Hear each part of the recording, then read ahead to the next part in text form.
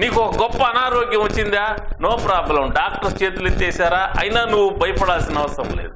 నేను గత వీడియోలో చెప్పాను, నాకు గొప్ప అనారోగ్యం వచ్చింది, డాక్టర్ చేతులు ఎత్తేసారు, అయితే నాకు ఒక హోప్ ఉంది, నా దేవుడు సజీవుడు, నా యేసు ప్రభు సజీవుడు, చచ్చిపోయిన వాడుగా, సమాధిలో ఉన్నవాడు కాదు, చనిపోయి తిరిగి లేచిన వాడు. కాబట్టి ఆయన దగ్గర నాకు పరిష్కారం ఉంది.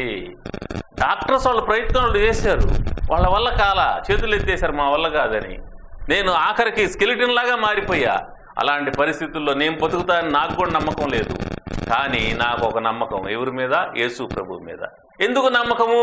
ఆయన చచ్చిపోయి సమాధిలో ఉంటే నాకు ఆ నమ్మకం ఉండేది కాదు.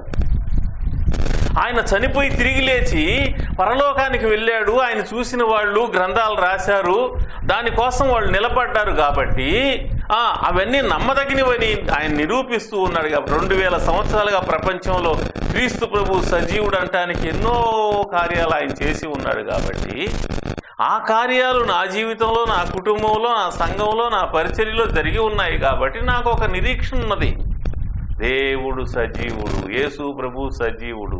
డాక్టర్స్ నాకు సహాయం చేయలేకపోయినా నా ప్రభువు నాకు సహాయం చేసి నిలబడ్డా. గొప్ప అనారోగ్యం, మరణకరమైన రోగం, అలాంటి రోగం నుంచి దేవుడు నన్ను తప్పించి బ్రతికించాడు, సజీవం చేశాడు.